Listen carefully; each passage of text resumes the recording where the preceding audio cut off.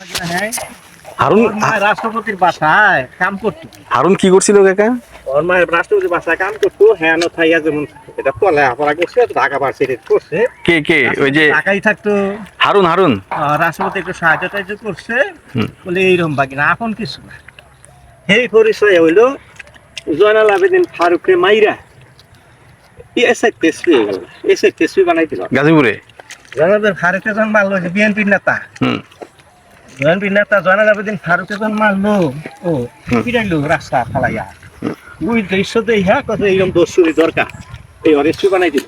হুম আর শেখ হাসিনা একটা প্রধানমন্ত্রী, হুম দেশের একটা প্রধানমন্ত্রী যদি একটা এসপির প্রশংসা করে, শহরের প্রশংসা করে, হ্যাঁ বা কি প্রধানমন্ত্রী, হ্যাঁ করলে হারুনের মতন আর বাহি এসপি থাকলে আমি নাম দাঁড়িয়ে ঘুমাইতাম। এটা একটা প্রাইম মিনিস্টারের বক্তৃতা হইলো। এই আমরা রাজনীতি করছি, আমরা রাজনীতি করছি 1965 সনে পার্টিতে নামছি। তখন ইস্ট পাকিস্তান ছাত্র ইউনিয়ন আসছিল, প্রেসিডেন্ট আসছিল, সেক্রেটারি ছিল, ডাক্তার সেক্রেটারি ছিল মতি আফায় ডাকে গেছি। সেখান থেকে বাংলাদেশ ইস্ট পাকিস্তান, তখন পাকিস্তান কমিউনিস্ট পার্টি ব্যান্ড ছিল, হুম নেপ করতে, নেপের আন্ডার কাছে। বাংলাদেশ স্বাধীন করার পরে ওপেন হইলো, পার্টি করতাম, পার্টি করছি। কিন্তু 86 সনে হুম এই যে রাশিয়ায় যে বর্তমানে পুতিন, হুম এই পুতিন ছিল একজন সেনাবাহিনীর কর্মকর্তা। এই পুতিন কেমনে কেমনে কেমনে কেমনে রাশিয়ায় রাজনীতি করে ক্ষমতায় গেল। ক্ষমতায় গিয়া সোভিয়েত বলটা ভাঙ্গা দিল। হুম সোভিয়েত বলটা ভাঙ্গা দিয়ে আর রাশিয়া হয়ে গেল। অর্থাৎ তারাও দিন না নিলে ছেড়ে দিলে, সাহায্য না রাশিয়া গেল। মানে পুতিন আসার পরে সারা যে কমিউনিস্ট ইন্টারন্যাশনাল ভেঙে গেল। গেলে পরে আমাদের দেশে বাড়ি খেয়েছে।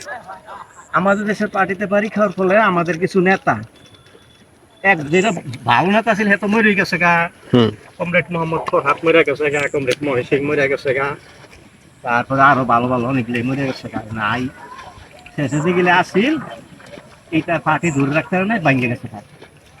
ভাঙ্গা গিয়ে এক অংশ গেছে গা আওয়ামী লীগে, হুম এক অংশ গেছে ডক্টর কামালের লগে। হুম আর আমরা যারা এইসব দল পছন্দ করি নাই, হুম তারা নীরব অপ হয়ে গেলাম, আমরা করলাম না পার্টি। পার্টি ছেড়ে দিলাম, পার্টি ছেড়ে দেওয়ার পরে পার্টিতে অপ হইয়া কয়েকবার ছেড়ে দিল। যা, এই দেশে রাজনীতি নাই, এই দেশে হলো পেটনীতি। পেটনীতি নিয়ে ব্যক্তি আছে, একজন ব্যবসা করবো, মানুষের শোষণ করবো, একজনে চাকরি করবো, মানুষের টাকা পয়সা ঘুষ দুর্নীতি করবো। এই সপ্তাহ কইরা যদি নাকি হয়, তাহলে সেই দেশে শান্তি। কর্মকর্তা তোমরা জনগণের চাকর না, হ্যাঁ জনগণের ট্যাক্স পয়সা বেতন হয়, বেতন পেয়ে চলতে চলতে তোমরা ঘুষ দুর্নীতি করবে, চুরি চারটামাকি করবে, রাষ্ট্রীয় সম্পদ চুরি করবে। এই যে হাজার এই যে এই যে বেনজি, আইজিপি আছে, বেনজির। বেনজির যে হাজার হাজার কোটি টাকা এই যে বাউন্ডারিটা না, হুম এই যে বেনজির আছে বেচালাইছে, এই যে এটা না, যে বেনজির কিনাইছে তার আত্মীয় স্বজন দিয়া, পরে কি বিক্রি করে ফেলাইছে? কিনাইয়া পরে এক খ্রিস্টান মিশনারি কাছে বেচালাইছে। জন লাগছে ভাগ বোঝার সময় এর আগে আগে বেচা গেলে পাচ্ছে টাকা হয়ে গেছে। তাকে কইছে যে তোমরা টাকা আমার আমেরিকার ব্যাংকে পাঠাই তো, হ্যাঁ হ্যাঁ পাঠাই দিছে, হ্যাঁ গেছে। হ্যাঁ বলো আমেরিকা না কোন দেশ আছে তা জানি না, আমেরিকার ভিসা পাইলে পরে আমেরিকা হয়তো যাইতে, আমেরিকা বাড়িঘর করছে, আমেরিকার ক্যাশে টাকা পয়সা আছে, সুইস ব্যাংকের টাকা আছে, বিভিন্ন ব্যাংকের টাকা পয়সা, বিদেশি ব্যাংকের টাকা পয়সা আছে। আরে কুত্তার বাচ্চারা তোরা কি আজীবনে দুনিয়াতে আইছো, তোরা মূর্তি না, হ্যাঁ এইটা করলি কে, এইটা করস কে, এইটা করস কে?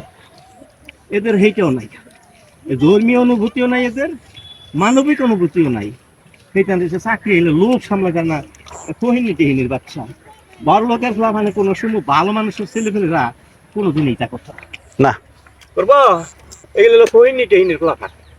সেইগুলাই নাকি ক্ষমতায় দিছে, ক্ষমতায় গিয়ে এখন তারও করতে হবে। আমরা দেখ ছাত্র জীবনে লেখাপড়া করছি, পাশাপাশি টিউশনি করছি, অন্যান্য ছেলেকে মেয়েকে পড়াইছি, পাশাপাশি রাজনীতি করছি, বিভিন্ন বই পড়ছি, বিভিন্ন ধরনের বিভিন্ন লেখকের বিভিন্ন হিস্টোরি, বিভিন্ন ধর্মীয় বিভিন্ন বই পড়ছি, নোবেল টোবেল পড়ছি, রাজনৈতিক বই টই পড়ছি, আবার রাজনৈতিক ক্লাসও নিছি, রাজনৈতিকভাবে ছেলে মেয়ে তৈরি করছি, রাজনীতি শিখাইছি তাকে। What is democracy, what is socialism, what is communism, বুঝো না? হুম। এগুলো তো জানে না কেউ। না। আমগো একটা মন্ত্রী হয়েছে আমগো গাজীপুরে, ইয়ে বানাইছে, হাসিনা বানাইছে আর মুক্তিযুদ্ধ বিষয়ক মন্ত্রী। আকাইমা। আকামের মোজামেল, আকামের মোজামেলের লগে হুম। যখন নাকি ইয়ে গেল গা, এই জিয়া মারা গেল, হুম। জিয়া তাকে মার্শাল দিয়ে আইয়া চক্রান্ত করে আইয়া মার্শাল দিয়ে আইয়া ক্ষমতা দিয়া পরে পরে 81 সনে মাইরা লইল, মাইরা লইল বলে রাজনৈতিক ওপেন হইল। এর সাথে হুম। এর সাথে আবার আইলো মার্শাল দিয়া, এসব খুন করে নাই, এসব স্বাভাবিকভাবেই আসে এই রাষ্ট্রপতির কাছে ক্ষমতা নিছি। এর সাথে আইয়া পরে বললো আপনি তো পারতেছেন না, দেশ দিন ছিল হয়ে গেছে গা, সন্ত্রাসী মুখ সে মুখ ওইটাছে যার আবি যাবি শুরু করছে, তখন ক্ষমতা দিয়ে দিল।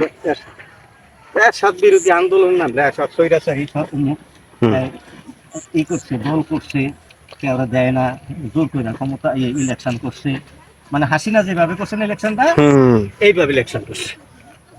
তখন হাসিনার বিরুদ্ধে একদলীয় শাসন ব্যবস্থা হুম। বিরুদ্ধে, তার বিরুদ্ধে আন্দোলন ছিল, স্বৈরাচার নিপাত যাক, গণতন্ত্র ফিরা থাক, ওই যে একটা মোর্চা যায় পিডো লেখা দেখো না, সুবিধা আছে। মানে সেই সময় আমরা আলোচনায় বসি, আমরা 15 দলীয় জোট হুম। আর 7 দলীয় জোট, বিএনপি করছে 7 দলীয় জোট বুঝি, হুম। আর এরা করছে 15 দলীয় জোট। হুম। তো সেই জোটের মিটিং হইতেছে, হুম। সেই মিটিং এ নেফের যে নেতা হুম। তার চেম্বার হয়, ডাক্তার ছিল, তার চেম্বারে আলোচনা করবো আমরা বিভিন্ন কর্মসূচি নিয়ে। হুম। সেখানে আমি গেছি, বাসদের একজন গেছে, জাসদের একজন আইছে, তারপরে ইয়ে এই আকম গেছে আওয়ামী লীগেরতে, নেফেরতে আছে, আমরা সিপিবির আছি 2 জন, সিপিবির 2 জন আছি। তখন বাসদের যে একটা হ্যাঁ তো বামপন্থী রাজনীতি করে, হুম। আকম জিগাইতেছে হুম। ই কি মার্কসিজম কি, হুম। এই বাসাদারি বুঝকে আসবে কত কইছে, হুম। কই আছে কলে আমার সাথে বেশি জানে যে এই ভাই আকম মুজাম্মেল কইছে। বাবার কইছে আকামার মুখটা গেছে শু হয়ে, কারণ দেশ আমরা আন্দোলন করছি 69, হ্যাঁ তো আমার সিনিয়র ছাত্র বসে কিন্তু একলগে আন্দোলন করছি চিনে, তখন তার মুখটা কালো হয়ে গেছে। যখন হে কইছে যে আমার চেয়ে বেশি জানে উনি ওনার আদি, তখন মুখটা গেছে কালা করে। হ্যাঁ কি রাজনীতি দেখবো, রাজনীতি করলে রাজনৈতিক গণতন্ত্রের পিতা আব্রাহাম লিঙ্কনের জীবনী জানতে হবে, আব্রাহাম কি লিখছে বই তা জানতে হবে, তারপরে মার্কস কি লিখছে রাজনীতি সম্বন্ধে জানতে হবে, লেনিন অ্যাঙ্গেলস স্টেলিন তাদের জীবনী জানতে হবে, তারা কি করছে না করছে। এইগুলি যদি না জানে তাহলে সে রাজনীতি করবো কি, তার কি কোন রাজনীতি আছে আর বুঝবো, বুঝো না। হ্যাঁ হয়েছে মন্ত্রী, এরা যদি মন্ত্রী হয়, যারা কিছু বুঝে না, মূর্খ বলা যায় তাদেরকে, পলিটিক্যালি তারা মূর্খ, পলিটিক্যালি মূর্খ মেনরা যদি রাজনীতি কি করে ক্ষমতায় যায়, তাহলে তারা জনগণের কথা চিন্তা করবো কি না। মার্কস জনগণের জন্য কাজ করে গেছে, জনগণের জন্য থিওরি লিখে গেছে, সমাজ পরিবর্তনের জন্য পন্থা আবিষ্কার করে গেছে, সেই পথ ধরেই চায়না রাশিয়ারা সমাজতন্ত্রের দিকে, অন্যান্য দেশ সমাজতন্ত্রের দিকে গেছে। সে মার্কসকে সে জানে না। মার্কস এমন একটা লেখক যে নাকি জীবন খালি লেখাই গেছে, এবং ওই বামপন্থী রাজনীতি ধারা সৃষ্টি করে গেছে। তার ঘরে খাওন ছিল না, তার ওয়াইফ ছিল তার জার্মানি পার্লামেন্টের একজন পার্লামেন্টারিয়ান। তো তার ওয়াইফ একটা চিঠি লিখছে তার ভাইয়ের কাছে যে ভাই আমার ঘরে কোনো খাবার নাই, তোমাকে জামাই খালি লেখালেখি লই আছে, আমার একটা সন্তান আছে, আমি খাওয়ার অভাবে কষ্ট করতেছি, আমার বুকে দুধ শুকিয়ে গেছে, আমি বাচ্চারা খাওয়াইতে পারি না। তখন সে এটা বলে কি, এরপর তুমি সাহায্য করছে। সে ছিল মার্কস। আচ্ছা, কবিগুরু রবীন্দ্রনাথ ঠাকুর হুম একজন কবি। হুম সে বাংলাদেশে মানে ভারত মহাদেশে একটা জমিদার পরিবারের সন্তান, হুম গরিব না, কিন্তু সে মানুষের জন্য লেখা গেছে। সে নিজে কিছু করছে। আমাদের কবি নজরুল ইসলাম, কাজী নজরুল ইসলাম ময়মনসিং এতেই বাড়ি, জাহাঙ্গীর ইউনিভার্সিটি করছে। হুম এখান থেকে সে লেখাপড়া করতে পারে না, সে গেল এখন তো ভারত স্বাধীন হয় না, ভারত ডিভিশন হয় না, ইয়া ছিল ভারত উপমহাদেশ ছিল, পাকিস্তান ভারত হয় না, ইন্ডিয়া হয় না। হুম তখন সে সেই সুরুলিয়ানা ইয়াতে গেল এক হোটেলে। হুম এক হোটেলে সে কাজ করতো বালক বয়সে। হুম ওখানে কাজ করতে করতে বিভিন্ন মানুষের ধর্ম কথাবার্তা ইত্যাদি শুনে শুনে তার চিন্তা ভাবনা, চিন্তা চেতনার পরিবর্তন হয়ে গেল। হুম হয়ে গেলে পরে সে সেনাবাহিনীতে যোগ দেয়। সেনাবাহিনীতে যোগ দেওয়া যখন দেখা যায় ডিভিশন, তখন সে লেখালেখি শুরু করছে। লেখালেখি শুরু করছে, হ্যাঁ, তো তারা বাইর করে তারা অ্যারেস্ট করলো। বুঝে শিকল পরা চল রে মোদের শিকল পরা চল, হুম শিকল পরে এই করে তোদের বিকল আছে না, এই সব সে লেখালেখি করছে। কাদের জন্য করছে? মানুষের জন্য করছে। হ্যাঁ, কি নিজে কিছু করছে? তাহলে তোরা ক্ষমতায় গেছ, আচ্ছা আরো আছে ক্ষমতা দর ছিল সবচেয়ে বেশি ইয়ে শেরে বাংলাকে ফজলুল হক, হুম যিনি নাকি ভারতের বিরুদ্ধে যারা আন্দোলন করছে, হুম মাওলানা আব্দুল হামিদ খান ভাসানী, হুম তারপরে হুসেন শহীদ সোহরাওয়ার্দী। তাদের কোনো কিছু আছে, সম্পদ আছে, তারা মানুষের জন্য কাজ করছে না। তাদের অবদানে দেশ আমরা মানুষ চলছে না, সমাজ চলছে না, সমাজের সৃষ্টিকর্তা, সমাজ পরিবর্তনের কর্তা তারা না। তাইলে পরে তোমরা যে ক্ষমতায় গিয়া আজকে এগুলি করতেছ কেন? কিসের জন্য করতেছ? ব্যবসা দেখো, যে ব্যবসা, তুমি ব্যবসা করো, আমিও ব্যবসা করছি। ব্যবসায় যদি নাকি দাম কম চায়, হুম তাইলে হয়তো কাস্টমার নিয়ে যায়, আতালে ফাতালে দাম চায়। আমি একটা দোকানে গেছি, আমার এক আত্মীয় লেগে শাড়ি কিনবো, তার বিয়ার শাড়ি, হুম আমার পরিচিত দোকান। শাড়ির দাম কত? 1800 টাকা। হুম পরে না ঠিক করে 1400 টাকা নিতে একদম। হুম পরে আমি উঠে গেলাম, আমি সাহস হয় না, পরে যেটা কিনবো, যেটা লই গেছি কিন্তু বুঝলা হুম ওর লাগে কিনবো আর কি। হুম ও কইলো যে 800 টাকা দেবে, হুম দেয় না। পরে একটু বাড়াইছে না, আর বাড়াইতাম না। হ্যাঁ হ্যাঁ কয়েছে একদম 1400। ওরা হয়ে আর 100 টাকা দেবো, 900 টাকা। 900 টাকা নুইটা গেছে করল। তাহলে যে শাড়িটা তুই 900 টাকা বেচছো, এটা লাভ করছিস না, এটার দাম 1800 টাকা লিখে মানুষের এইভাবে বিভ্রান্তি করা, এটা ব্যবসা নাকি?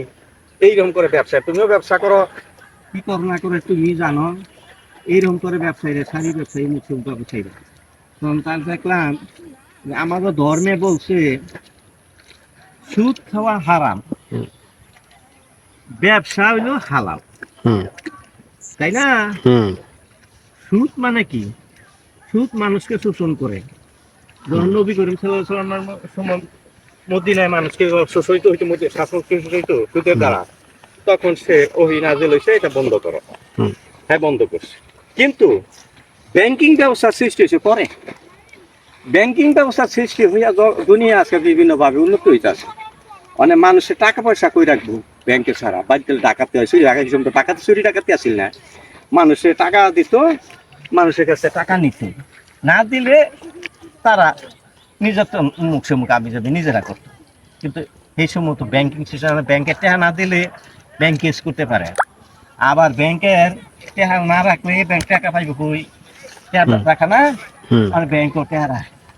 কারণ ব্যাংকে টাকা রাখলে সুদ হয়। হুম এইটা যদি হারাম হয়ে যায়, তাহলে মানুষের তাহলে ব্যাংক চলবো কেমনি?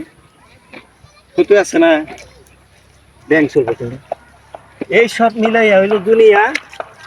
দুনিয়াটা বড় ই ঝামেলার জায়গা, দুনিয়াতে শান্তি নাই। যারা দুনিয়াতে সমাজের মধ্যে বিশৃঙ্খলার সৃষ্টি করে, তারাও দুনিয়া থাকতো না, তাদেরও যাইতেইব একদিন। তাদের